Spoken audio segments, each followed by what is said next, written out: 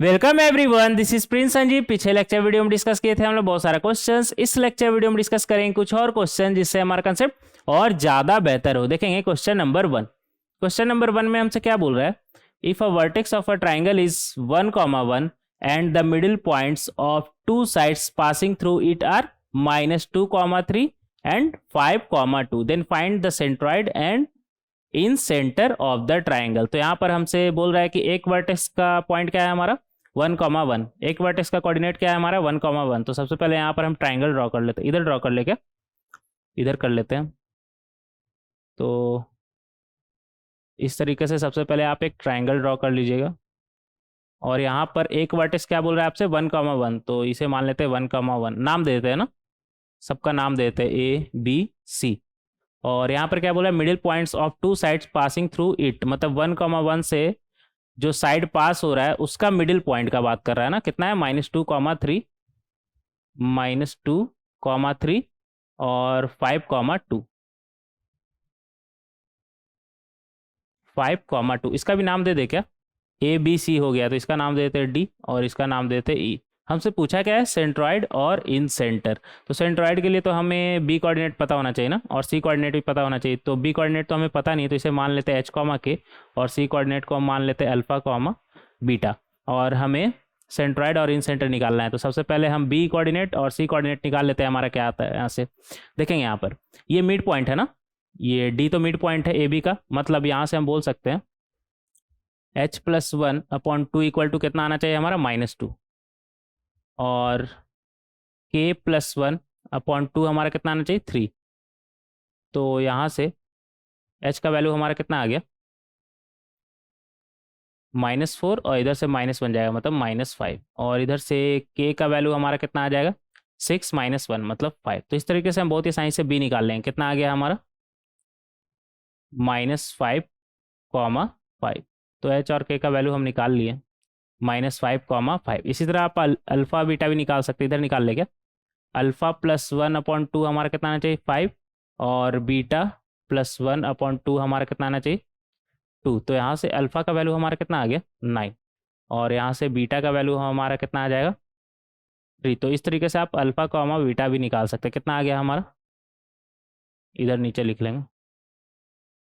सी हमारा कितना आ गया, ये बी था ना -5,5, और सी हमारा कितना हो जाएगा 9,3। तो इस तरीके से आप बहुत ही आसानी से ABC निकाल सकते हैं। तो सेंट्रॉइड तो निकालना बहुत ही आसान है, लेकिन सेंटर के लिए हमें साइड भी पता होना चाहिए। तो सबसे पहले हम साइड निकाल लेंगे। यहाँ पर अगर AB साइड निकाले तो वो हमारा कितना आएगा √, ये ज़्यादा नहीं हो गया ना, ये ज़्यादा हो गया ना। सबसे पहले ऐसा करते लिख लेते हैं, √, क्या होगा हमारा -5 - 1 मतलब -6 का स्क्वायर प्लस 5 - 1 का स्क्वायर। अब लगा लेते हैं, अब सही रहेगा। हाँ, तो ये हमारा कितना आ जाएगा, यहाँ पर क्या है -5 - 1 मतलब -6 का स्क्वायर मतलब 36, और यहाँ से कितना आ जाएगा 5 - 1 मतलब 4 का स्क्वायर 16। तो ये कितना आ गया हमारा 36 + 16 52 मतलब 13 × 4। तो 4 बाहर निकल के क्या बन जाएगा 2, और 13 तो 13 ही रह जाएगा रूट में। तो इस तरीके से आप AB निकाल सकते हैं। इसी तरह आप AC भी निकाल लीजिए। AC आपका कितना आ जाएगा यहाँ से कितना है 9 है ना, ये 9 अच्छे से लिख लेंगे यार, ये 9 तो लग नहीं रहा है किसी भी सूरत से। तो अब यहाँ पर लिखेंगे 9 - 1 का होल स्क्वायर प्लस 3 - 1 का होल स्क्वायर। तो ये हमारा कितना आ जाएगा, ये आ जाएगा हमारा 9 - 1 मतलब 8 का होल स्क्वायर मतलब 64, और 3 - 1 मतलब 2 का होल स्क्वायर मतलब 4।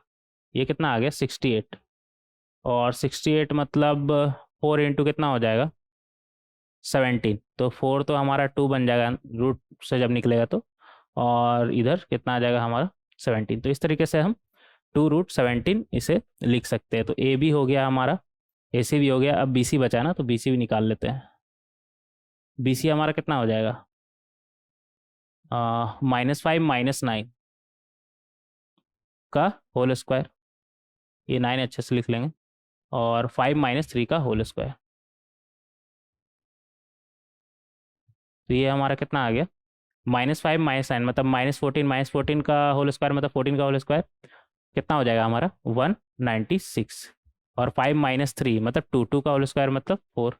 तो इस तरीके से बहुत ही आसानी से आप इसे निकाल सकते हैं। तो ये आपका बन जाएगा 2 × 100 मतलब 10√2। तो ये हो गया हमारा 10√2। तो आप ए बी ए सी और बी सी इस तरीके से निकाल सकते हैं। ए बी का वैल्यू यहाँ पर लिख देंगे, कितना आया हमारा 2√13 ना। और ये 2√13 और ए सी हमारा कितना आया था 2√17। 2√17 और बी सी हमारा कितना आया है 10√2 ना, अच्छे से लिखेंगे इसे 10√2। तो ये हमारा हो जाएगा 10√2। तो इस तरीके से बहुत ही आसानी से आप ए बी ए सी और बी सी निकाल सकते हैं। आपको निकालना क्या था इसमें सेंट्रॉइड और इन सेंटर ना, तो सेंट्रॉइड तो बहुत ही आसानी से निकल जाएगा, इधर ही निकाल देगा, इधर ही निकाल लेते हैं। सेंट्रॉइड का अगर हम बात करें तो सेंट्रॉइड तो बहुत ही आसानी से निकल जाएगा। क्या बनेगा हमारा सबका एफसीसा सम कर दीजिए। एफसीसा का मतलब कितना हो जाएगा 1 माइनस, इधर कितना है -5 और इधर कितना है 9, तो +9 और डिवाइडेड बाई 3 इसी तरीके से निकालते हैं ना। और ऑर्डिनेट का सम करेंगे तो कितना हो जाएगा 1 + 5 + 3। तो ये बनेगा 1 + 5 + 3 अपॉन 3। तो यहाँ से हमारे पास कितना आ गया ये 9 + 1 10, 10 - 5 मतलब 5, 5/3 हो जाएगा ये। और ये कितना हो जाएगा 8 और 9/3, 8 एक 9, 9/3 तो 9/3 हमारा कितना हो जाएगा 3। तो इस तरीके से आप बहुत ही आसानी से निकाल सकते हैं। क्या आ गया हमारा सेंट्राइड 5/3, 3। तो इस तरीके से सेंट्राइड निकाल सकते हैं। लेकिन हमें इन सेंटर भी पूछा है तो इन सेंटर भी निकाल लेंगे। इन सेंटर के लिए ऐसा करते हैं ना, एक स्लाइड ही ऐड कर लेते हैं, देखेंगे यहाँ पर।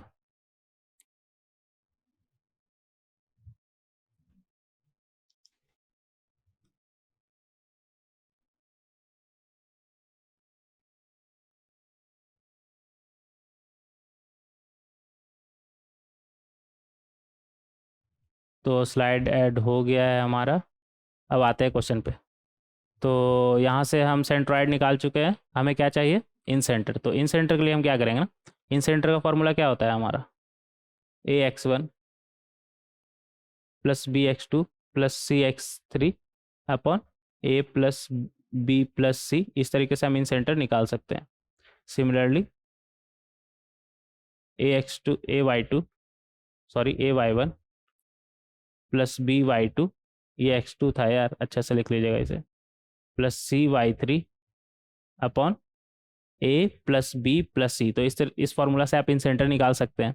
तो इन सेंटर हमारा क्या बन जाएगा, देखेंगे यहाँ पर a हमारा कितना है, a मतलब वर्टेक्स a के अपोजिट वाले साइड कितना है 10√2। तो ये बनेगा 10√2 इंटू x1 कितना है, x1 मतलब वर्टेक्स a का एब्सिसा कितना है हमारा 1, तो 1 प्लस b मतलब वर्टेक्स b के अपोजिट वाला साइड कितना है 2√17 और x2 मतलब इसका एब्सिसा b का कितना हो जाएगा हमारा -5।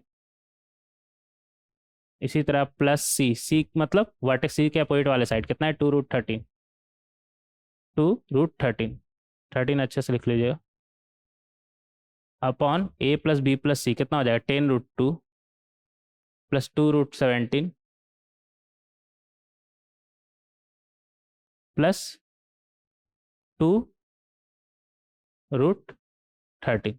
ठीक है, सिमिलरली आप यहाँ पर ay1 + by2 + cy3 कैसे लिखेंगे, एक शॉर्टकट तरीके से यहाँ पे लिखना सिखाते हैं आपको।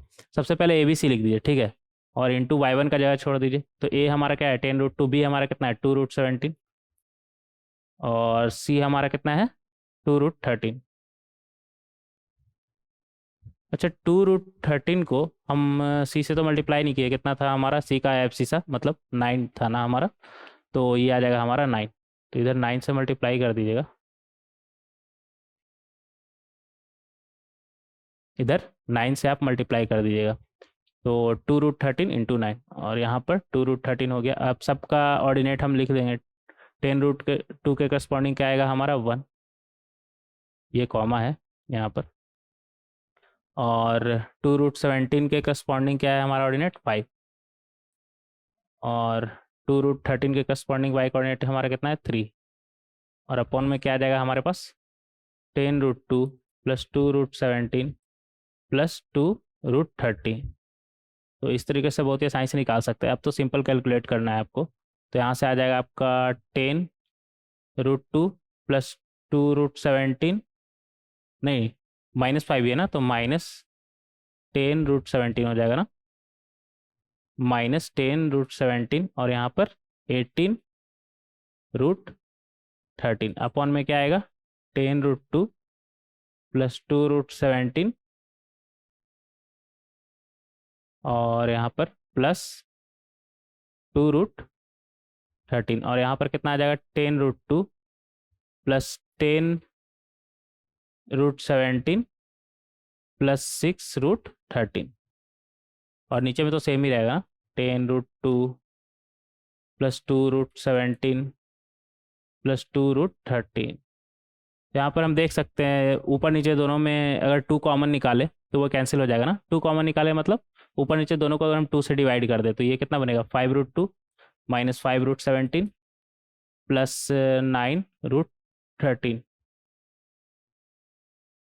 और नीचे में कितना आ जाएगा 2 से डिवाइड करेंगे डिनोमिनेटर को भी तो 5√2 प्लस √17 प्लस √13। सिमिलरली यहाँ पर भी हम वही करेंगे ऑर्डिनेट में तो ये हमारा बनेगा 5√2 प्लस 5√17 प्लस 3√13 और नीचे में कितना आ जाएगा हमारा सेम 5√2 प्लस √17 जो इधर आएगा वही इधर आएगा ना, दोनों तो सेम ही था a plus b plus c तो यहाँ पर आ जाएगा √13। तो इस तरीके से बहुत ही आसानी से आप इन सेंटर निकाल सकते हैं। ये हो गया आपका इन सेंटर और इधर हो गया आपका सेंट्रॉइड।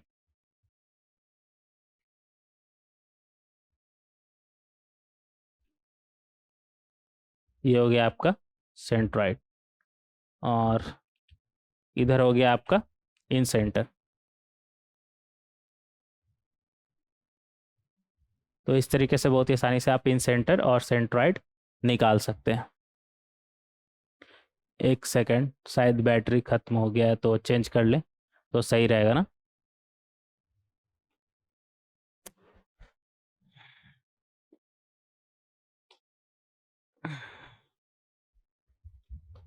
एक सेकंड रुक जाइएगा, बैटरी चेंज कर ले रहे, ख़त्म हो गया शायद ऑलमोस्ट।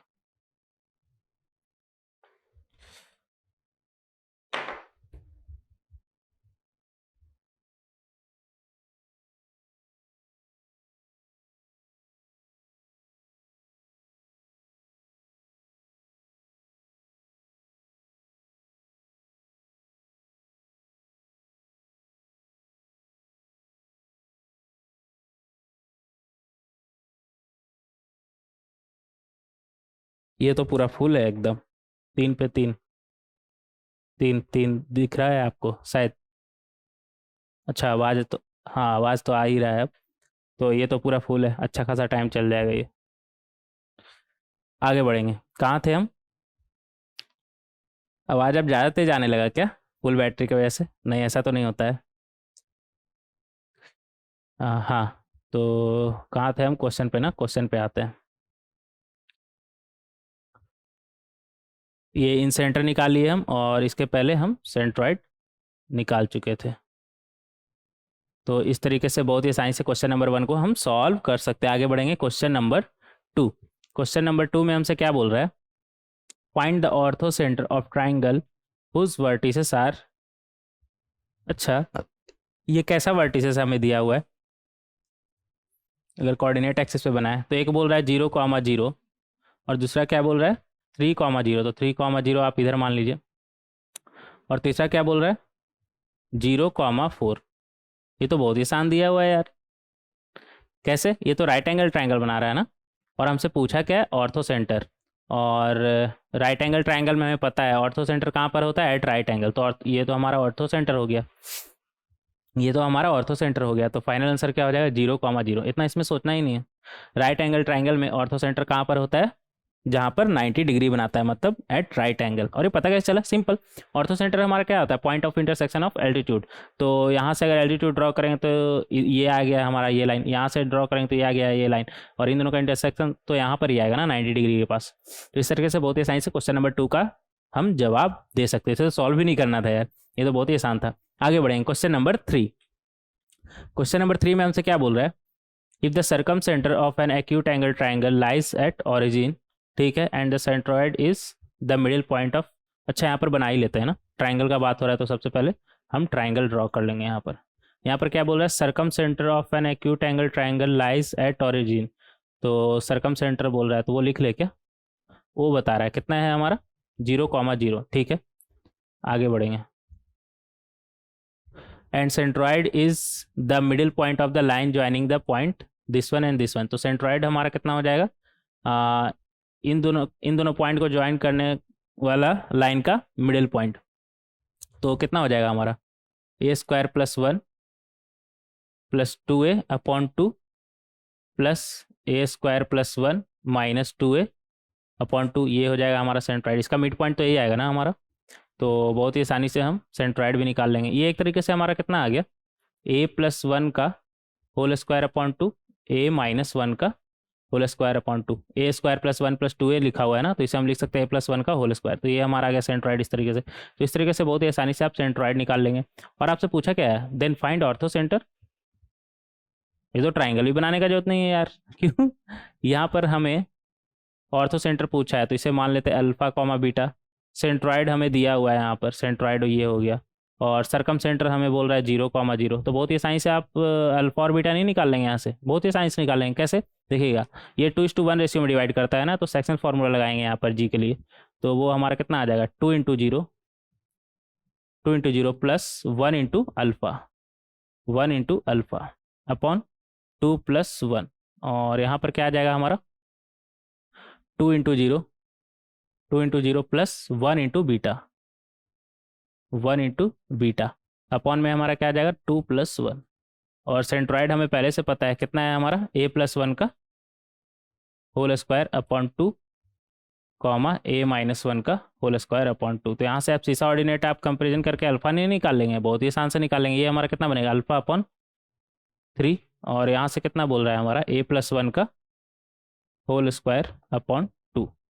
सिमिलरली बीटा अपॉन 3 का वैल्यू, अच्छा बीटा इधर नहीं लिखा है क्या, तो बीटा इधर लिख ले क्या, इधर लिख लेते हैं। बीटा अपॉन 3 का वैल्यू हमारा कितना बोल रहा है a - 1 का whole square upon 2।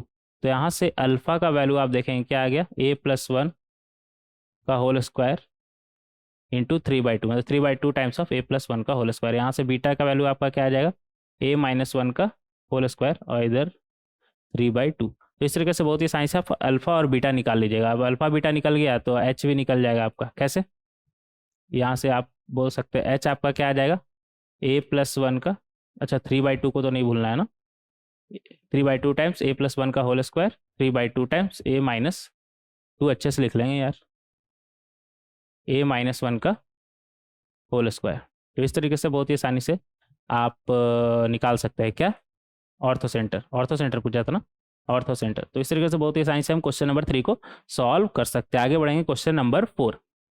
Question number 4 में हमसे क्या बोल रहा है, if a vertex the circumcentre and the centroid of a triangle are, अच्छा वर्टेक्स सरकम सेंटर सेंट्रॉइड हमें दिया हुआ है, ठीक है ये 3 respectively, then the triangle must be, और पूछ रहा है हमसे कि राइट एंगल होगा, इक्विलेटरल होगा, आइसोसेलेस होगा, या फिर राइट एंगल आइसोसेलेस ट्राइंगल होगा। देखेंगे यहाँ पर हमसे एक तरीके से 3 कोऑर्डिनेट दिया हुआ हमें, जिसमें एक बोल रहा है वर्टेक्स है।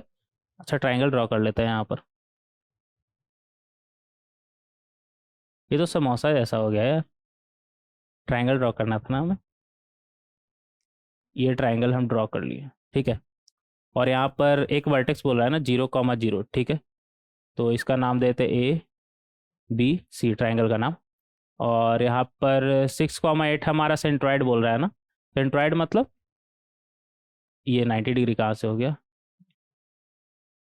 हाँ सेंट्रॉइड मतलब point of intersection of median, मतलब ये क्या है हमारा मिड पॉइंट, तो इसका नाम दे देते हैं D। और ये रहा मान लेते हैं हमारा सेंट्रॉइड कितना बोल रहा है हमारा 6,8 ना।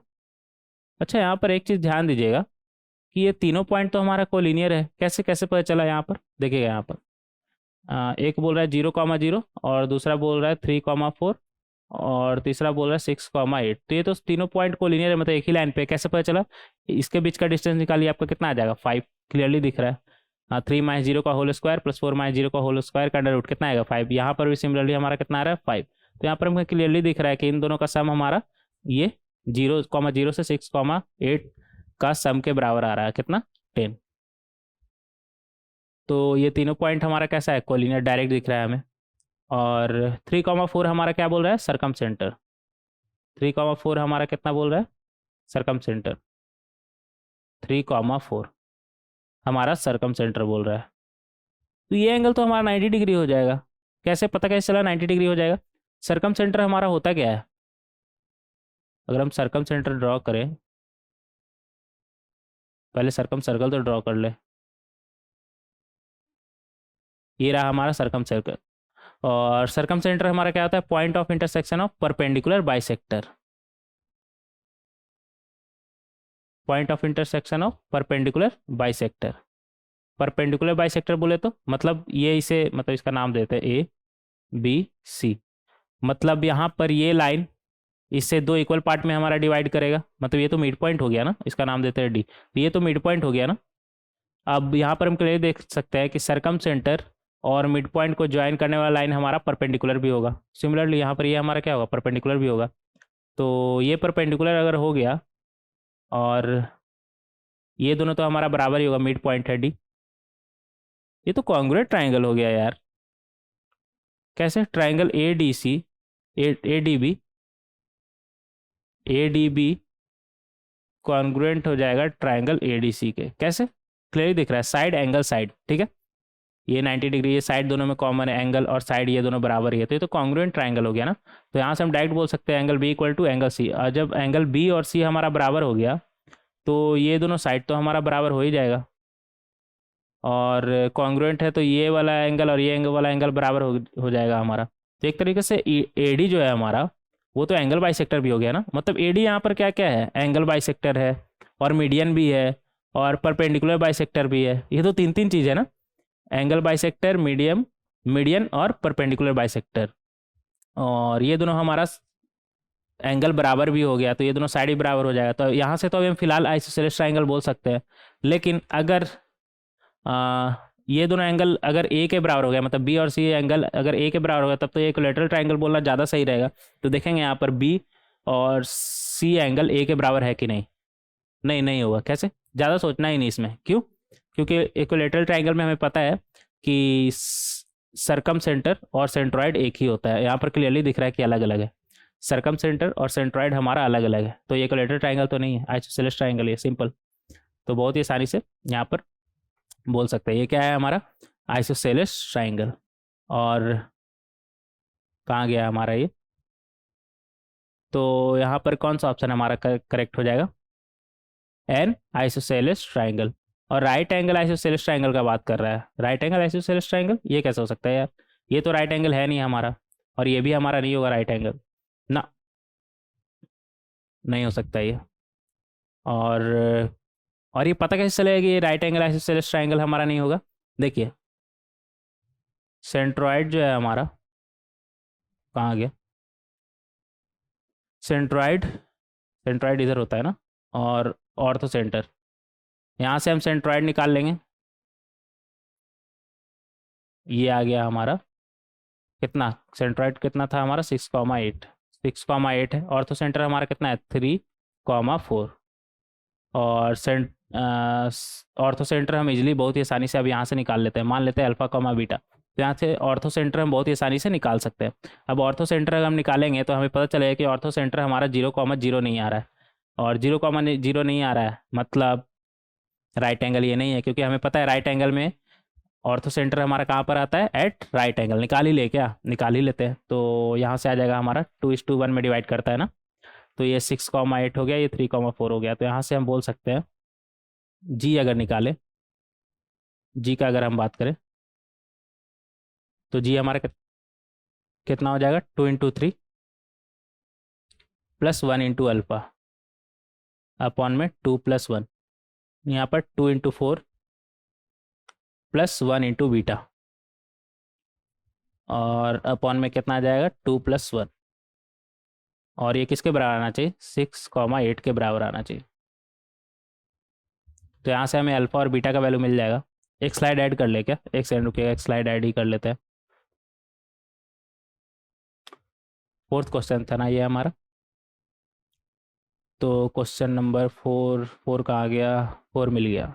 अब इसमें एक स्लाइड ऐड कर लेते हैं, तो ये हमारा बन जाएगा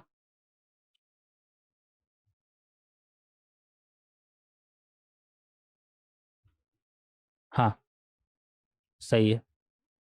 तो यहाँ से हम देख सकते हैं, इधर आ जाते हैं ना, तो यहाँ से हम देख सकते हैं, यहाँ पर हमारा क्या आ जाएगा, अल्फ़ा प्लस 6/3। तो यहाँ से बोल सकते हैं अल्फ़ा प्लस 6/3 का वैल्यू कितना है हमारा, अल्फ़ा प्लस 6/3 का वैल्यू कितना है 6, और बीटा प्लस 8 का वैल्यू हमारा कितना है 3, और बीटा प्लस 8/3 का वैल्यू हमारा कितना है 8। सही लिखा है ना, alpha plus 6/3 equal to 6, beta plus 8/3 equal to 8। तो यहाँ से हम क्लियरली देख सकते हैं कि अल्फ़ा का वैल्यू हमारा कितना आ गया 18 माइनस 6 मतलब 12, और यहाँ से बीटा का वैल्यू हमारा कितना आ जाएगा 24 माइनस 8 मतलब 16। तो इस तरीके से बहुत ही आसानी से आप अल्फ़ा और बीटा का वैल्यू निकाल सकते हैं, मतलब ऑर्थो सेंटर निकाल सकते हैं। तो ऑर्थो सेंटर आपका कितना आ गया 12, 16। अगर ये राइट एंगल भी होता तो ऑर्थो सेंटर हमारा कहाँ पर आता, जहाँ पर राइट एंगल बना रहा होता। और देख सकते हैं यहाँ पर ना ही ए ना ही बी ना ही सी आ रहा है हमारा, तीनों में से कोई पॉइंट नहीं आ रहा है हमारा ऑर्थो सेंटर, एक अलग ही आ रहा है 12, 16, मतलब ये राइट एंगल तो नहीं है, तो सिर्फ ये आइसोसेलेस ट्राइंगल होगा। और इक्विलेटरल क्यों नहीं है वो तो हम देख ही चुके हैं, इक्विलेटरल रहता है तो ऑर्थो सेंटर और सेंट्रॉइड हमारा एक ही होता। तो इस तरीके से हम इसे समझ सकते हैं। आगे बढ़ेंगे, क्वेश्चन नंबर 5। क्वेश्चन नंबर 5 में हमसे क्या बोल रहा है, orthocentre and circumcentre of a triangle A B C are A B and C D respectively if the coordinates of the vertex A are x1, y1। Draw ही कर लेते हैं ना। तो यहाँ पर हमसे बोल रहा है एक ट्राइंगल है हमारे पास ए x1, y1, और बी नहीं दिया हुआ ना, और सी बी नहीं दिया हुआ है क्या, orthocentre and circumcentre of triangle A B C a comma b c comma d respectively if the coordinate of vertex a are x1 y1 then the find the coordinates of the middle point of bc। तो middle point of bc का coordinate हम मान लेते हैं alpha comma beta ही मान लेते हैं, ठीक है, अल्फा कॉमा बीटा ही मान लेते हैं। तो सेंट्रॉइड हमारा इसी लाइन पे होगा ना, सेंट्रॉइड मान लेते हैं हमारा ये, सेंट्रॉइड मान लेते हैं हमारा ये 2:1 रेशियो में डिवाइड करता है। तो यहाँ से अगर सेंट्रॉइड निकालें तो वो हमारा क्या बनेगा 2 times of alpha plus 1 times of x1 upon 2 plus 1, और 2 times of beta plus 1 times of y1 1 into y1 upon क्या आ जाएगा 2 प्लस 1। और यहाँ पर क्या दिया हुआ हमें, ऑर्थो सेंटर और सर्कम सेंटर दिया हुआ है ना, ये रहा ऑर्थो सेंटर, कितना बोल रहा है हमारा a comma B, A comma B, और ये रहा सेंट्रॉइड और ये रहा सर्कम सेंटर। तो सर्कम सेंटर का बात करें तो वो हमारा कितना बोल रहा है सी कॉमा डी, और ये 2:1 रेशियो में ए बी डिवाइड करता है। तो यहाँ से अगर हम चाहे सेंट्रॉइड निकालना तो वो हमारा क्या आएगा, ये बी अच्छे से लिख लेंगे। तो यहाँ से अगर हम सेंट्रॉइड निकालना चाहें तो वो हमारा कितना आ जाएगा 2 times of C plus 1 times of A upon 2 plus 1, और 2 times of D plus 1 times of B upon 2 plus 1। तो ये यहाँ से हमारा क्या आ जाएगा 2 alpha plus x1 upon 3 equal to 2c plus A, 2c plus A upon 3, और 2 बीटा प्लस y1 अपॉन 3 का वैल्यू हमारा क्या आएगा 2d plus B upon 3 plus B upon 3। तो यहाँ से हमारा क्या हम निकाल रहे थे अल्फ़ा ना, तो यहाँ से अल्फ़ा आपका कितना आ जाएगा 3 तो कैंसिल, 3 तो कैंसिल, तो अल्फ़ा का वैल्यू आपका क्या आ जाएगा 2c प्लस ए इधर पहले से है ना, और उधर जाएगा तो ये माइनस x1 बन जाएगा, और 2 को नीचे फिर भेजेंगे तो ये 2 बन जाएगा। और सिमिलरली बीटा का वैल्यू आपका क्या आ जाएगा 2d प्लस बी इधर पहले से है, और माइनस y1 को उस तरफ भेजिए, y1 को उस तरफ भेजिए तो माइनस y1 बनेगा, और नीचे में कितना आ जाएगा 2। तो इस तरीके से आप अल्फ़ा और बीटा बहुत ही आसानी से निकाल सकते हैं। आपको अल्फ़ा और बीटा ही निकालना था ना, तो middle point alpha comma beta आपका कितना हो जाएगा 2c plus A minus x1 upon 2, 2d plus B minus y1, 2d plus B minus y1 upon 2। तो इस तरीके से बहुत ही आसानी से आप मिडिल पॉइंट निकाल सकते हैं BC का, मिडिल पॉइंट आप निकाल सकते हैं BC का आंसर, फाइनल आंसर। ये था हमारा क्वेश्चन नंबर 5। आगे बढ़ेंगे, पानी पी लेते हैं थोड़ा।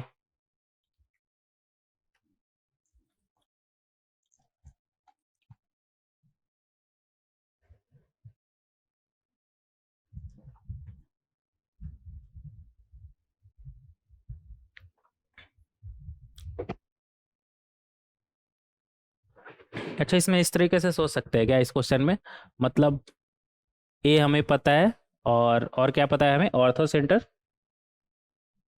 ऑर्थो सेंटर हमें पता है, सरकम सेंटर पता है, बी और सी निकाल के कुछ काम बने हैं क्या?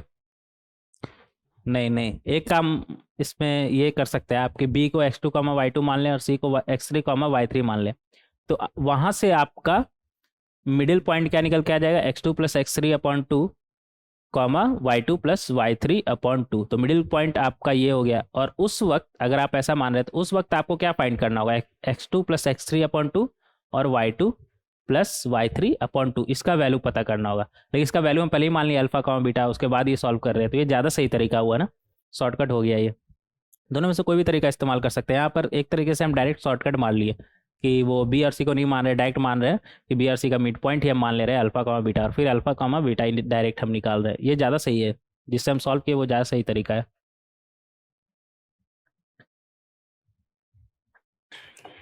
आगे बढ़ेंगे, क्वेश्चन नंबर 6, ये तो 5 था ना, क्वेश्चन नंबर 6। क्वेश्चन नंबर 6 में हमसे क्या बोल रहा है, A B C are 3 non collinear point. Non collinear है मतलब क्या, ट्राइंगल बनाएगा सिंपल। तो ये क्या बनाएगा हमारा, इधर कर लेते हैं, मतलब ये ट्राइंगल बनाएगा। और ए का कोऑर्डिनेट दिया हुआ है ना, x1 comma y1, x2 comma y2, और सी का कोऑर्डिनेट हमारा क्या दिया हुआ है, x3 कॉमा y3। ठीक है, R3 नॉन कोलिनियर पॉइंट, तो ये ट्राइंगल बनाएगा सिंपल। आगे बढ़ेंगे, और हमसे क्या बोल रहा है, x1 square plus y1 square plus x2 square plus y2 square equal to x3 square equal to y3 square. एक तरीके से ये हमारा 0,0 से डिस्टेंस बोल रहा है सबका बराबर है। कैसे, 0,0 से ए का डिस्टेंस हमारा क्या होगा, 0,0 से ए का डिस्टेंस क्या होगा हमारा, x1 माइनस 0 का whole square plus y1 minus 0 का होल स्क्वायर, उसका अंडर रूट। सिमिलरली बी से भी यही आएगा हमारा, under root of x2 minus 0 का whole square plus y2 minus 0 का होल स्क्वायर। सिमिलरली सी से भी हमारा यही आएगा, ये 0,0 ही छुप गया ना, इधर लिख लेते हैं 0,0, इसका कोऑर्डिनेट का नाम दे देते हैं ओ। ठीक है, तो सी से इसका क्या आ जाएगा, x3 माइनस 0 का whole square plus y3 minus 0 का होल स्क्वायर। वही तो यहाँ पर लिखा हुआ है कि ये बराबर है, और ऐसा है मतलब 0,0 क्या है इसका, सरकम सेंटर, सिंपल। ये अगर बराबर है तो इसका रूट भी तो बराबर आएगा ना, इक्वल टू आर। तो ये एक तरीके से रेडियस लिखा हुआ है हमारा। तो 0,0 क्या है इसका, सरकम सेंटर। हमें निकालना क्या था, निकालना क्या है, नहीं प्रूफ करना है ना यहाँ पर, ये दिस वन इक्वल टू 0। अच्छा, ये 0,0 इसका क्या है, सरकम सेंटर। और सेंट्रॉइड निकाल ले क्या, सेंट्रॉइड बहुत ही आसानी से निकाल सकते हैं हम, x1 plus x2 plus x3 upon 3 आ जाएगा हमारा, y1 plus y2 plus y3 upon 3 आ जाएगा हमारा। ठीक है, और क्या बचा, लेकिन हम ये निकाल क्यों रहे हैं, सेंट्रॉइड निकालने का जरूरत नहीं है, इसे इरेज कर लीजिएगा, ऐसे रहने ही देते ना, ऐसे अब इरेज कर लिए तो इरेज कर लेते हैं इसे। अच्छा, यहाँ पर तो अच्छा है, मतलब पेन टैब में कि डायरेक्ट जैसे यहाँ पर मान लेते हैं कुछ ऐसे ऐसे लिखे तो इसे ऐसे इरेज कर लेंगे। लेकिन छोटे क्लासेस में मतलब जब आप पेन या पेंसिल से लिखते होंगे तो जैसे मान लीजिए ये लिख दिया, ठीक है, इसको इरेज कैसे करते होंगे आप, पेंसिल तो इरेज हो जाता है, पेन को कैसे इरेज करेंगे, ऐसे ऐसे ऐसे ऐसे ऐसे ऐसे ऐसे ऐसे करके, ऐसे ऐसे ऐसे करके। एक शॉर्टकट तरीका बताया, अगर आप कुछ भी लिख दिया, आपको मान लीजिए कि इसे इरेज करना है, जैसे मान लेते हैं लिख दिए ABC, आपको इरेज करना है, तो आप क्या करिए ना, ऐसे कट कर दीजिए, और जहाँ जहाँ कट लिखे ना उसे आप ये मान के चलिए कि ये इरेज हो गया, दिमाग में ये मान के चलिए कि इरेज हो गया, असल में तो इरेज होता नहीं है। अच्छा, यहाँ पर तो बेनिफिट है, ऐसे पेन टाइम में डायरेक्ट इरेज हो जाता है, इरेजर का यूज किए ऐसे इरेज हो गया। अच्छा, क्वेश्चन पे आते हैं। तो यहाँ पर हमें ये पता चल गया कि सरकम सेंटर हमारा क्या है, 0,0। और सरकम सेंटर का याद करिए, जब वहाँ पर हम पढ़ रहे थे सरकम सेंटर के बारे में, तो एक फॉर्मूला भी बोले थे, ध्यान में रखिएगा। कभी भी हो सकता है कि आपको सामने से दिख जाए, तो आपको पता होना चाहिए किसके बारे में बात कर रहा है, सरकम सेंटर के बारे में। तो इसको देख के आपको हिंट ही मिल रहा है कि ये कुछ सरकम सेंटर का कुछ यहाँ पर खुशबू आ रहा है। कैसे? सरकम सेंटर आपका क्या होता है, सरकम सेंटर अगर आप फॉर्मूला से निकालें तो वो आपका क्या हो जाए, x1 sine 2a plus x2 sine 2b plus x3 sine 2c। बोले थे ना, बस ध्यान में रखिएगा, मतलब ऐसा रटना नहीं है, मतलब देख के आपको हिंट मिल जाएगा कि क्या है आपका सरकम सेंटर। और यहाँ पर sine 2a plus sine 2b plus sine 2c, इस तरीके से सरकम सेंटर आपको ध्यान में रखना है। और सिमिलरली x1 x2 x3 की जगह पे आप क्या रख दीजिए, y1 y2 y3। तो ये क्या बन जाएगा, y1 साइन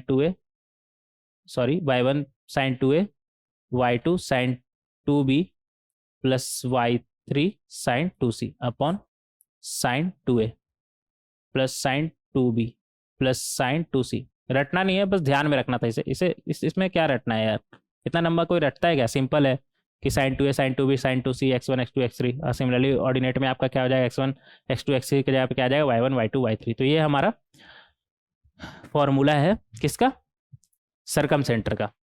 और सरकम सेंटर हमें पहले से पता है कितना आ रहा है हमारा, 0,0। यहाँ से बोल सकते हैं 0,0। तो यहाँ पर कंपेरिजन कर लेंगे तो यहाँ से हमारे पास क्या आ जाएगा, x1 sine 2a plus x2 sine 2b plus x3 sine 2c equal to, ये 0 होना चाहिए, न्यूमरेटर 0 होगा तभी ये 0 होगा ना, तो ये आ गया यहाँ से हमारा 0।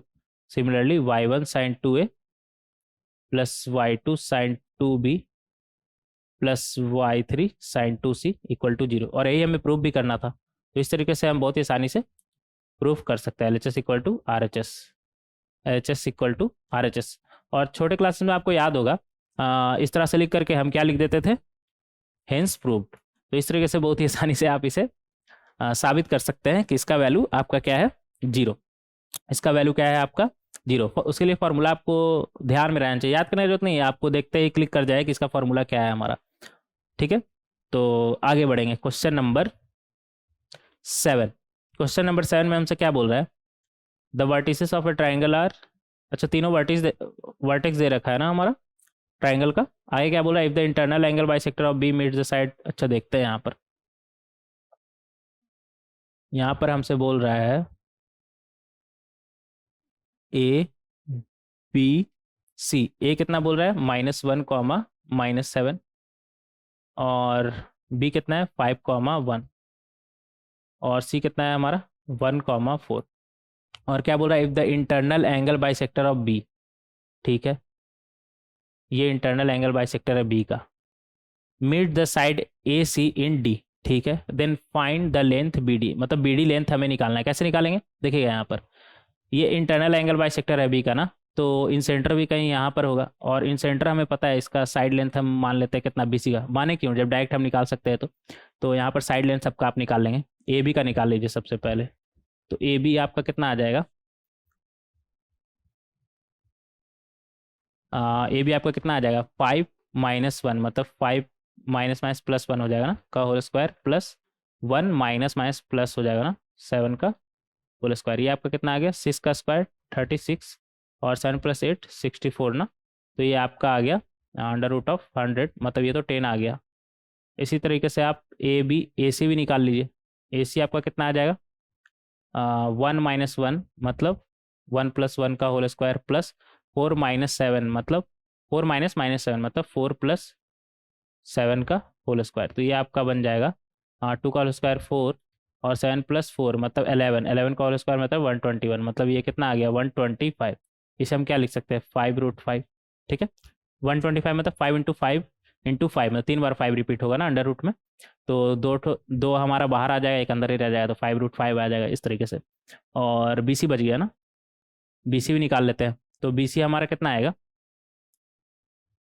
5 - 1 का होल स्क्वायर प्लस 1 - 4 का होल स्क्वायर, तो ये हमारा आ गया 4 का होल स्क्वायर 16, और ये कितना है 3 का होल स्क्वायर मतलब 9, तो अंडर रूट ऑफ 25, ये कितना आ गया हमारा 5। तो सब लिख देंगे, बी सी हमारा कितना आया 5, और ए बी कितना आ रहा है हमारा 10, और ए डी हमारा कितना आ रहा है 5√5।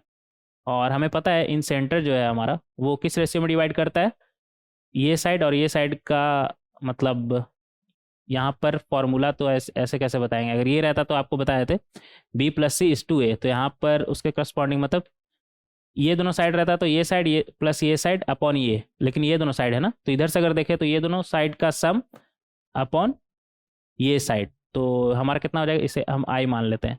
तो यहाँ से बोल सकते हैं BI/ID क्या हो जाएगा हमारा 10 + 5 अपॉन 5√5, तो ये आ गया हमारा 15 अपॉन 5√5, तो ये आ गया हमारा 3/√5। तो ये एक तरीके से 3:√5 का रेशियो में डिवाइड कर रहा है BD को।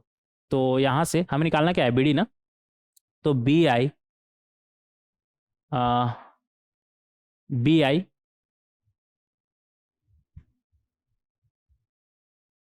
अच्छा आई यहाँ पर निकाल सकते हैं ना हम, आई तो निकाल लेंगे, पहले आई निकाल ले क्या, ऐसे देख लेते हैं यहाँ पर BI प्लस, पहले आई निकाल लेते हैं यार, यहाँ पर आई का जरूरत पड़ेगा, यहाँ पर आई या डी में से कोई भी एक पता रहेगा तो BD निकल जाए, डी पता है तो डायरेक्ट हम डिस्टेंस फार्मूला से निकाल लेंगे, आई पता है तो वहाँ पर देखते हैं। तो सबसे पहले यहाँ पर आप आई निकाल लीजिए, आई क्या हो जाएगा हमारा 5 × 5√5, 5 × 5√5 प्लस 5 के करस्पॉन्डिंग कोऑर्डिनेट कौन सा है हमारा -1, तो 5 × अच्छे से लिख लेंगे यहाँ पर 5 × सबसे पहले यहाँ से शुरू करेंगे ना, तो 5√5 × 5, 5√5 × 5 प्लस 5 × -1, 5 × -1 प्लस 10 × 1, 10 × 1 अपॉन में हमारे पास क्या आ जाएगा 5√5 प्लस 5 प्लस 10, ठीक है। सिमिलरली यहाँ पर 5√5 × कितना आएगा 1, y1 हमारा कितना हो जाएगा इसके करस्पॉन्डिंग × 1, और प्लस 5 × -7 प्लस 10 × 4। तो इस तरीके से आप बहुत ही आसानी से यहाँ पर निकाल सकते हैं। और अपॉन में आपका क्या आ जाएगा साइड का सम, साइड का सम कितना है हमारा 5√5 प्लस 5 प्लस कितना है 10, तो इस तरीके से आप निकाल सकते हैं। ये आपका कितना बन जाएगा 5√5 × 5 मतलब 25√5, और यहाँ पर कितना आ जाएगा 10 - 5 मतलब 5, और डिनोमिनेटर में आपका क्या बन रहा है 5√5 प्लस कितना आ जाएगा 15, 5 + 15, और इधर आपका क्या आ जाएगा 5√5 और यहाँ पर 10 × 4 40 और -35 ना, तो ये आपका आ जाएगा 5 अपॉन 5√5 प्लस 15। अगर ऊपर नीचे दोनों को हम डिवाइड कर दे 5 से तो ये हमारा आ जाएगा √5 प्लस कितना आ जाएगा 5√5 प्लस 1 अपॉन √5 प्लस 3, और यहाँ पर भी क्या आ जाएगा √5 प्लस 1 अपॉन 3। तो इस तरीके से बहुत ही आसानी से आप इन सेंटर निकाल सकते हैं। अब एक तरीका तो ये आप डी निकाल लीजिए, डी निकाल लेंगे सेक्शनल फार्मूला से आप सिंपल, और दूसरा तरीका है BI और ये BD निकाल लीजिए आप BI के टर्म में, तो दोनों में से कोई भी तरीका इस्तेमाल कर सकते हैं आप। तो ऐसा करते हैं ना BD निकालना है डी भी निकाल लेते हैं, क्या ही है, दोनों तरीके से हम देख लेंगे यहाँ पर। तो अगर ऐसे तो आप इस तरीके से देख सकते हैं BI/ID हमारा कितना है 3:√5, तो यहाँ से आपको BD निकालना है ना, BI/ID हो गया ना आपका ये, तो BI को आप लिख सकते हैं BD - ID, और नीचे में क्या है आपका ID, तो यहाँ से आपका आ जाएगा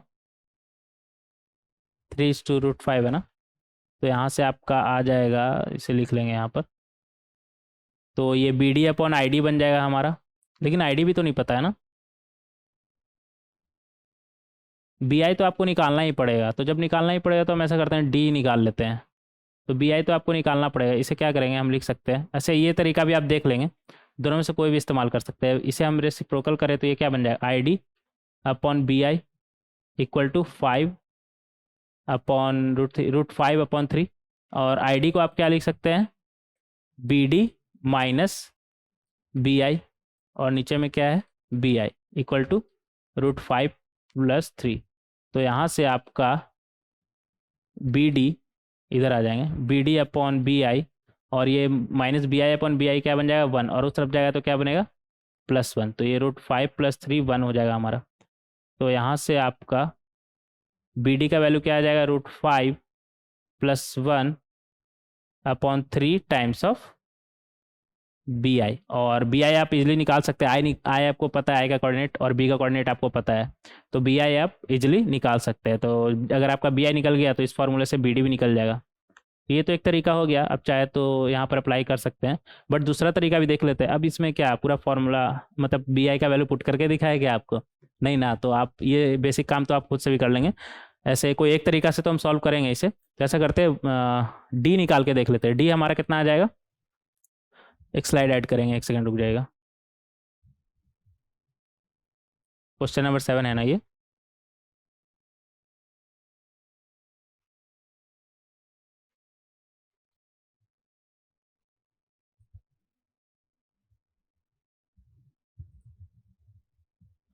तो एक तो ये तरीके से आप निकाल सकते हैं, यहाँ पर पूरा नहीं करने जा रहे हैं, उसका कोई मतलब नहीं है एक ही चीज़ 2 बार रिपीट करने का, क्योंकि एक तरीका से हम निकालेंगे ना फाइनल आंसर। तो यहाँ पर आप BI का वैल्यू रख देंगे तो BD आपको निकल जाएगा, और BD हमसे पूछा है। दूसरा तरीका यहाँ पर देखेंगे, आप D कोऑर्डिनेट ही निकाल लीजिए। D आप मान लीजिए ना अल्फा कॉमा बीटा, तो यहाँ से आप बोल सकते हैं 3 टाइम्स ऑफ अल्फा लिखेंगे यहाँ पर। अगर D का कोऑर्डिनेट लिखे तो कितना हो जाएगा, 3 times of alpha plus √5 times of 5, √5 times of 5 upon में कितना आ जाएगा, 3 + √5, 3 + √5। सिमिलरली आप D का ऑर्डिनेट भी निकाल सकते हैं। क्या हो जाएगा आपका, 3 times of beta plus √5 times of 1 upon में क्या आ जाएगा आपका, 3 + √5। ठीक है, तो इस तरीके से बहुत ही आसानी से आप निकाल सकते हैं। और ये आपका कितना हो गया, ये हम निकाल क्या रहे थे, D नहीं ना, ये कितना निकाल रहे थे, तो I हम निकाल रहे थे ना इस तरीके से। D तो हम मान लिया अल्फा कॉमा बीटा, ये तो I निकाले ना, और I हमें पहले से पता है कितना है हमारा, √5 + 1, 5 + 1 अपॉन 3 + √5 कॉमा √5 + 1 अपॉन 3।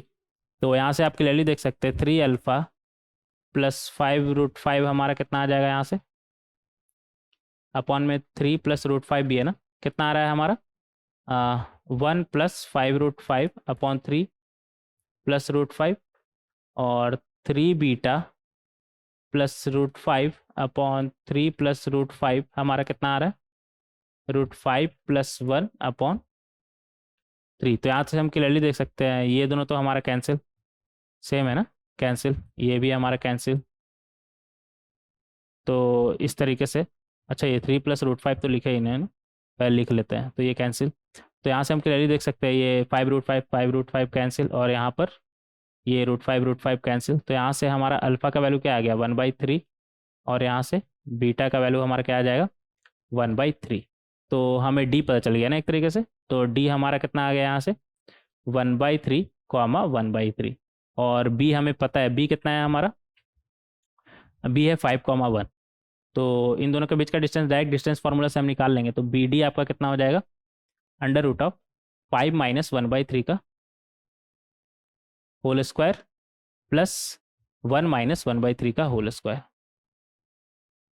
तो इस तरीके से ये हमारा कितना आ गया, 15 - 1 मतलब 14 का होल स्क्वायर अपॉन 9, 14 का होल स्क्वायर मतलब 14/9, 3 का होल स्क्वायर मतलब 196/9, और यहाँ पर कितना आ जाएगा, 2/3 का होल स्क्वायर ना, मतलब 4/9। तो ये आ गया हमारा √200/9। तो ये हमारा बन जाएगा, 200 को क्या लिख सकते हैं, 100 × 2। तो ये 100/9 × 2, तो ये 100/9 हमारा क्या हो जाएगा, 10/3, और ये कितना रह जाएगा हमारा √2। तो तो इस तरीके से बहुत ही आसानी से आप निकाल सकते हैं। बी डी का वैल्यू आपका कितना आ गया, 10/3 टाइम्स ऑफ √2 आंसर। तो इस तरीके से बहुत ही आसानी से आप निकाल सकते हैं। नहीं तो दूसरा तरीका ये भी है, आपको आई पता है तो बी आई निकाल लीजिए, लेकिन आप जब एक बार निकाल रहे हैं ना, यहाँ पर डिस्टेंस फार्मूला यूज कर रहे हैं ना, तो दोबारा फिर ये चीज़ करना, उससे अच्छा डी ज़्यादा सही लगता है मुझे। डी निकाल लीजिए। और कुछ भी अगर मान लेते हैं ए डी पूछ देता है, तो यहाँ पर ए डी पूछ देता है, तब तो आपको डी निकालना ही पड़ता है ना, तो डी निकालिए, ये ज़्यादा बेटर है। ठीक है, आगे बढ़ेंगे। Question number 8। क्वेश्चन नंबर 8 में हमसे क्या बोल रहा है, एक ट्राइंगल दिया हुआ है ए बी सी, ठीक है, having vertices A B and C is equilateral. अच्छा, एक इक्विलेटरल ट्राइंगल दिया हुआ है, बना लेंगे यहाँ पर। तो एक इक्विलेटरल ट्राइंगल दिया हुआ है ए बी सी, इसका हमें कोऑर्डिनेट भी दिया हुआ है सबका, ठीक है। और क्या बोल रहा है हमसे, इक्विलेटरल है ना ट्राइंगल, और यहाँ पर अच्छा हमें प्रूफ करना है कि cos θ1 cos plus cos θ2 plus cos θ3 equal to sin θ1 plus sin θ2 plus sin θ3 equal to 0। अच्छा, एक चीज़ यहाँ पर ध्यान दीजिएगा, इन तीनों पॉइंट का ना 0,0 से डिस्टेंस बराबर है। देख लीजिए आप कैसे, 0,0 से डिस्टेंस बराबर है सबका, ए का, बी का और सी का। कैसे, अगर आप इसे ओ मान लेते हैं, ओ ए निकालेंगे तो ओ ए आपका कितना बनेगा, ये कितना दिया हुआ है आपका, लिख ही लेते हैं ना यहाँ पर, ए cos θ1 कॉमा ए sin θ1, और ये कितना दिया हुआ है आपका, ए cos θ2 कॉमा ए sin θ2, और सी आपका कितना दिया हुआ है, ए cos θ3 कॉमा ए sin θ3। तो आप यहाँ पर अगर ओ ए निकालेंगे तो ओ ए आपका कितना आ जाएगा, ए cos θ1 माइनस 0 का होल स्क्वायर प्लस ए cos θ1 सॉरी sin θ1 माइनस 0 का होल स्क्वायर। तो ये आपका कितना आ गया, A square cos square theta plus A square sine square theta, ये आ गया ना। तो यहाँ से आ जाएगा हमारा A square under root of A square cos square θ1 plus sine square θ1, और इसका वैल्यू कितना होता है 1, तो ये आ गया हमारा under root of A square, मतलब ए, सिंपल। तो यहाँ पर ओ ए हमारा क्या आ रहा है, ए। सिमिलरली आपका इसी तरीके से ओ बी आपका क्या आ जाएगा, ए। वहाँ पर θ1 की जगह θ2 रहेगा ना, तो एट द एंड तो आपका cos square theta plus sine square theta ही आएगा, तो ये भी आ जाएगा आपका ओ बी, और ओ सी दोनों आ जाएगा आपका ए। तो यहाँ से हम डायरेक्ट बोल सकते हैं कि ओ हमारा क्या है, सरकम सेंटर, रेडियस के बराबर आ रहा है ना, ये आर। अच्छा, यहाँ पर तो ए लिखा हुआ है तो ए के बराबर आ रहा है, तो ओ यहाँ पर क्या है हमारा, सरकम सेंटर। और ट्राइंगल कैसा बोल रहा है हमारा, इक्विलेटरल, और इक्विलेटरल ट्राइंगल में हमें पता है कि सरकम सेंटर और सेंट्रॉइड एक ही होता है, एक ही चीज़ है हमारा। तो यहाँ से हम सेंट्रॉइड अगर निकालें तो सेंट्रॉइड तो हमारा हो जाएगा ए cos θ1 plus A cos θ2 plus A cos θ3 upon 3 comma A sine θ1 plus A sine θ2 plus A sine θ3 ordinate का सम अपॉन 3। और हमें पता है कि सेंट्रॉइड और सरकम सेंटर एक ही होता है इक्विलेटरल ट्राइंगल में, तो ये हो गया हमारा 0,0। जब सरकम सेंटर पढ़ रहे थे तो वहाँ पर बताए थे ना, ये लेक्चर नंबर शायद 5 में, वहाँ बताए थे इक्विलेटरल ट्राइंगल में सब हमारा बराबर होता है, सेंट्रॉइड, ऑर्थो सेंटर, सरकम सेंटर, ये सब हमारा बराबर होता है।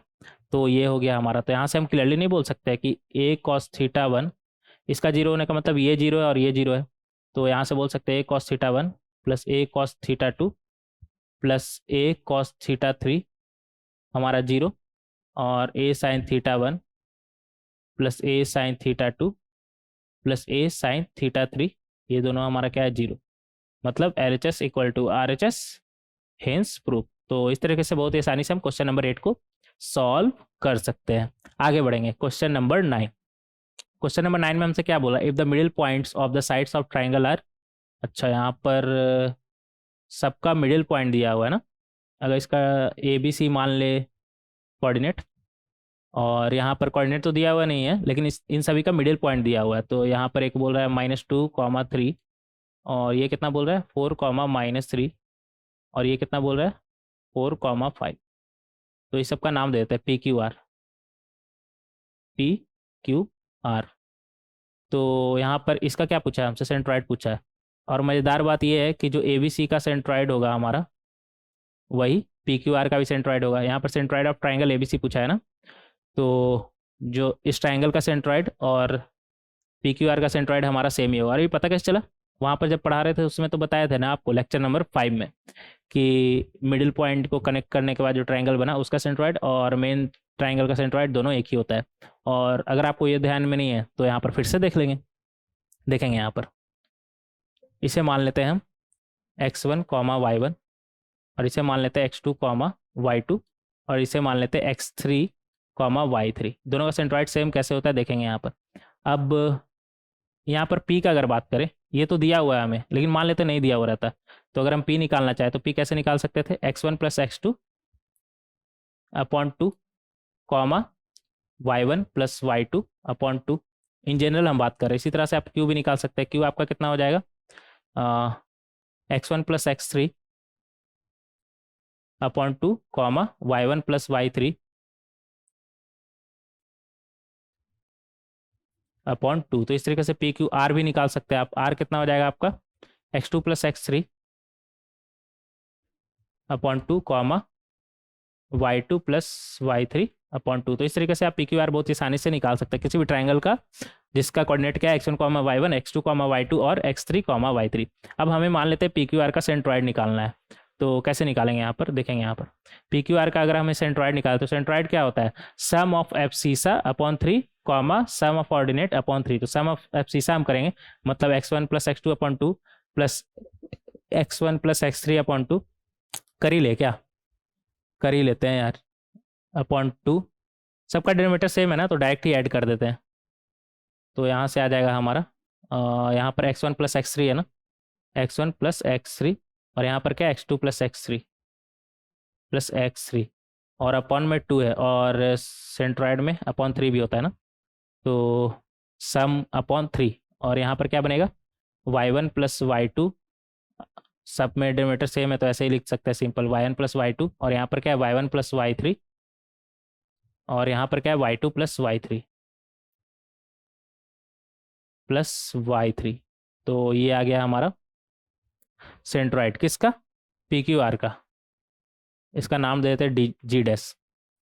तो ये आ गया, डिवाइडेड बाई 3 भी लिख लीजिए। तो यहाँ से हमारे पास क्या आ जाएगा, यहाँ पर देख सकते हैं x1 कितना बार रिपीट कर रहा है, 2 बार, x2 भी 2 बार, x3 भी 2 बार। तो यहाँ से जी डैश हमारा क्या आ गया, 2 times of x1 plus x2 plus x3, और नीचे में कितना है 2, और पहले से क्या है 3।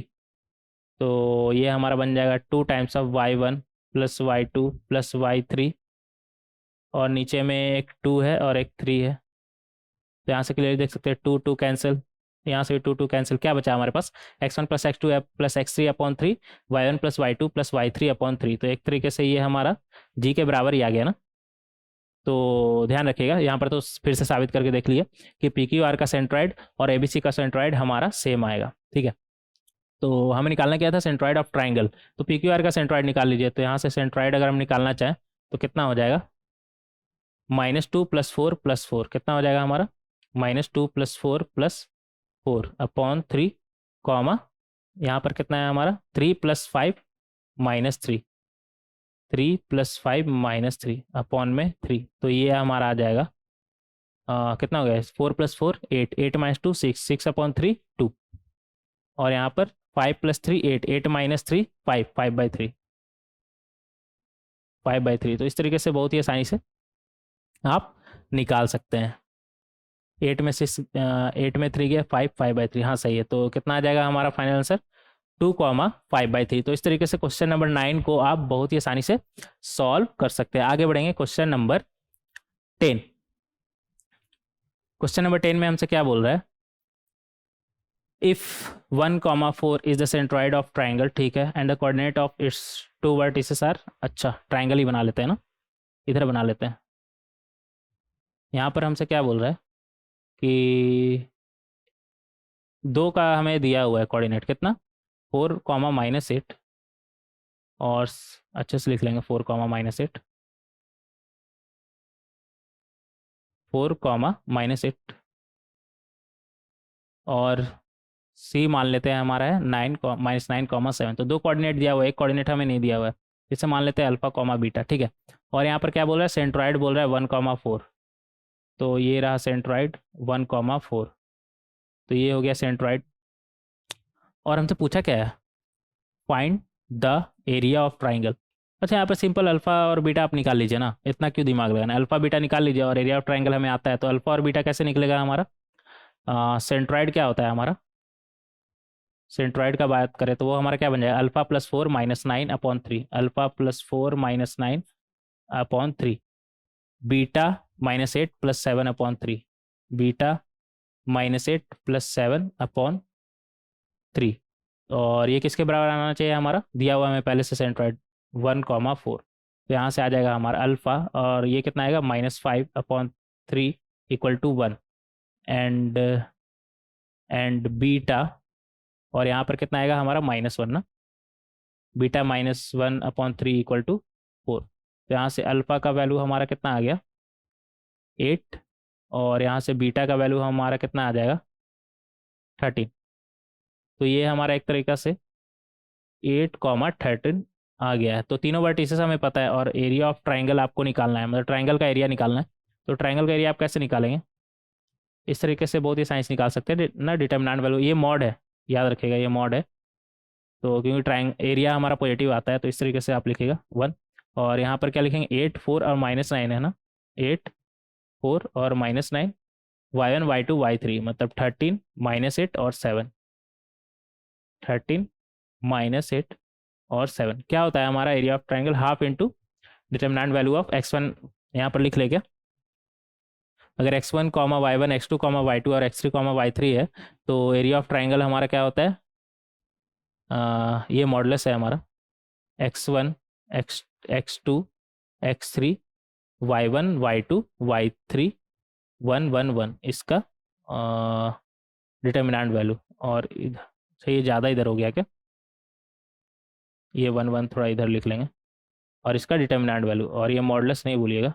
तो इस तरीके से आप बहुत ही आसानी से एरिया निकाल सकते हो। तो सेम यहाँ पर निकाल रहे हैं, तो और यहाँ पर 13 -8 7 हो गया ना, और यहाँ पर 1, 1, 1, इसका डिटर्मिनेंट वैल्यू देखेंगे क्या आ रहा है हमारा, यहाँ से हमारा आ जाएगा मॉडुलस ऑफ हाफ टाइम्स, इसका डिटर्मिनेंट वैल्यू निकालेंगे, क्या आएगा हमारा 8, इन दोनों का मल्टीप्लिकेशन -8 माइनस इन दोनों का मल्टीप्लिकेशन तो -7, ठीक है। ये इस तरह से प्लस माइनस प्लस, तो -13, अंदर में क्या आएगा आपका 4, और ये माइनस माइनस प्लस हो जाएगा ना, +9 प्लस 1 +1, अंदर में क्या आएगा हमारा 7 × 4 28, और इधर -9 × 8 में 72, -72। तो इस तरीके से बहुत ही आसानी से आप निकाल सकते हैं। ये हमारा कितना आ रहा है, देखेंगे यहाँ पर, ये हमारा कितना आ जाएगा, मॉडुलस ऑफ हाफ, अंदर में कितना आ रहा है हमारा 8, -8 -7, मतलब कितना हो गया -15 हो गया ना, -8 और -7, तो हमारा कितना हो गया 15 हो गया, और -15 और -15 × 8 हमारा कितना हो जाएगा, इधर लिखेंगे यहाँ पर -15 × 8 कितना हो जाएगा आपका 15 × 8, मतलब इसे इस तरीके से लिख लेंगे ना, 8 × 5 80 + 40 मतलब 120 हो जाएगा ना, और ये माइनस भी था साथ में, -120। और यहाँ पर कितना आ जाएगा हमारा 9 + 4 मतलब 13, 13 × 13 169, ये हो जाएगा हमारा -169। और यहाँ पर कितना आ रहा है हमारा 28 - 72, तो ये हमारा हो जाएगा 62, 52, 42, 44, -44 हो जाएगा हमारा ये हो गया हमारा -44। और ये मॉड लगाना ना भूले, तो ये हमारा हो जाएगा हाफ टाइम्स, अंदर में कितना आ रहा है हमारा 9 + 4 13, और 6 + 4 10, 10 + 2 12, और एक 1 पहले से था तो 3 आ जाएगा, यहाँ पर 1 + 1 2 और एक 3, -333 इंटू, और मॉड लगाना ना भूले, नहीं तो एरिया आपका निगेटिव भी आ सकता है। तो यहाँ से आपका क्या आ गया 333/2, कितना आ रहा है हमारा 166.5 आ रहा है ना शायद, डिवाइड करेंगे तो, और मॉड लगा हुआ तो ये पॉजिटिव हो जाएगा हमारा। तो इस तरीके से आप एरिया निकाल सकते हैं। 166.5 ही आ रहा है ना, 2 से मल्टीप्लाई करेंगे तो ऐसे लिख तो दिए हम, लेकिन हाँ वही आ रहा है। 1 फिर आपका 6 टाइम्स 6 टाइम, हाँ सही है 166.5। तो इस तरीके से बहुत ही आसानी से आप एरिया निकाल सकते हैं, एरिया ऑफ ट्राइंगल ABC। जिसके लिए आपको तीनों कोऑर्डिनेट पता है तो बहुत ही आसानी से निकाल सकते हैं। और एक और तरीका था, वो तो किसी भी मतलब एरिया ऑफ पॉलीगन का ही देख लिए, तो पॉलीगन में तो ट्राइंगल भी आ गया ना, ट्राइंगल भी तो एक पॉलीगन है जिसका साइड कितना है 3। तो दोनों से कोई भी तरीका निकाल लगा सकते हैं, एक ही चीज़ है, बस अलग अलग तरीका है लिखने का। तो और मॉड लगाना ना भूले, नहीं तो आपका देखिए एरिया निगेटिव भी आ सकता है और एरिया कभी निगेटिव होता नहीं है। तो इस तरीके से क्वेश्चन नंबर 10 को आप बहुत ही आसानी से सॉल्व कर सकते हैं। यहाँ पर सबका आंसर है, यहाँ पर सबका आंसर आपको दिया हुआ है। आपको करना क्या है कि खुद से सारा क्वेश्चन सॉल्व करना है। मतलब ऐसा नहीं करिएगा कि आप डायरेक्ट वीडियो सॉल्यूशन देख लिए, आपको ना खुद से सारा क्वेश्चन ट्राई करना होगा। और फिर सारा क्वेश्चन ट्राई कर लीजिए, 10 क्वेश्चन ही होता है एक लेक्चर में, उससे ज़्यादा तो नहीं, अभी तो नहीं और आगे भी नहीं करने वाले। 10 क्वेश्चन बहुत है एक लेक्चर के लिए। तो सारा क्वेश्चन खुद से ट्राई करिएगा, और जो क्वेश्चन नहीं बनेगा या फिर आपका आंसर हो सकता है गलत आ रहा हो, या फिर आपको पता ही नहीं चल रहा है स्टार्ट कैसे लेना है, या फिर बीच में क्वेश्चन में अटक रहे हो, मतलब किसी भी तरह का प्रॉब्लम होगा, तब यहाँ पर आप सॉल्यूशन आके देख सकते हैं। और यहाँ पर अच्छे से आप सॉल्यूशन आके देख सकते हैं। और जिस क्वेश्चन में कोशिश करिएगा ना, जैसे आप 1 से लेकर के 10 तक क्वेश्चन सॉल्व किए, तो आपको पता है कि 1 2 3, मान लेते हैं कि 1 2 3 क्वेश्चन आप सही सॉल्व किए, अच्छे से सॉल्व किए, वो तो पता चल ही जाता है ना कि हाँ ठीक है, इसको देखने का जरूरत नहीं है। और मान लेते हैं कि 4 और 5 क्वेश्चन में, मान लेते हैं 4 तक सही है और 5th नंबर क्वेश्चन में आपको डॉट है, तो आप क्या करिएगा ना, डायरेक्ट आके 5th नंबर क्वेश्चन को देखिएगा। अपना टाइम सेव करिए, आप पूरा देखने का कोई ज़रूरत नहीं है। मतलब आपको जिसमें डॉट है सिर्फ वही देखिए, ऐसा नहीं कि आपको डॉट नहीं फिर भी देखे जा रहे हैं, वो भी नहीं। जिस चीज़ में डॉट नहीं हो ना, तो वो भी देखने का कोई फ़ायदा नहीं, क्योंकि आपको टाइम भी सेव करना है ना साथ साथ, ताकि ये टाइम आप फिजिक्स और केमिस्ट्री में भी दें। तो आपको सिर्फ मैथ्स ही नहीं पढ़ना है, फिजिक्स और केमिस्ट्री भी पढ़ना है। तो सारा का सारा टाइम आप एक ही सब्जेक्ट में वेस्ट नहीं करेंगे। जिसमें आपको डॉट है बस उसी क्वेश्चन को देखिए, सब देखने का आपको ज़रूरत बिल्कुल भी नहीं है। और ज़्यादा से ज़्यादा क्वेश्चन प्रैक्टिस करें, और ज़्यादा से ज़्यादा क्वेश्चन प्रैक्टिस करने मतलब सिर्फ एक ही सब्जेक्ट में नहीं, सिर्फ मैथ्स में ही नहीं, मतलब फिजिक्स केमिस्ट्री सब में। क्योंकि एट द एंड तो आपको पेपर जो देना है उसमें फिजिक्स केमिस्ट्री मैथ तीनों रहेगा, तो एक सब्जेक्ट में कोई ज़्यादा पढ़ के आपको कुछ हासिल नहीं होगा। ऐसा हो सकता है कि आपको एक सब्जेक्ट थोड़ा ज़्यादा अच्छा लगता हो तो थोड़ा सा ज़्यादा पढ़ लिया, लेकिन ऐसा नहीं कि पूरा का पूरा दूसरा सब्जेक्ट छोड़ के सिर्फ मैथ्स ही पढ़ रहे, ये नहीं करना है, बिल्कुल भी नहीं करना है। तो इस बात का ध्यान रखिएगा कि जिसमें डॉट है वही आप देखें, अपना टाइम सेव करें। टाइम बहुत ही इंपॉर्टेंट है आपका अभी फिलहाल प्रिपरेशन के दौरान, तो अपना टाइम सेव करें और थोड़ा स्मार्टली वर्क करें। और ये हो गया हमारा, ये आंसर हो गया ना। आगे बढ़ेंगे, नेक्स्ट लेक्चर वीडियो में देखेंगे कुछ और क्वेश्चन, और भी बहुत सारे क्वेश्चन डिस्कस करेंगे जिससे हमारा कंसेप्ट और ज़्यादा बेहतर हो। मिलते हैं नेक्स्ट लेक्चर वीडियो में। Thank you everyone.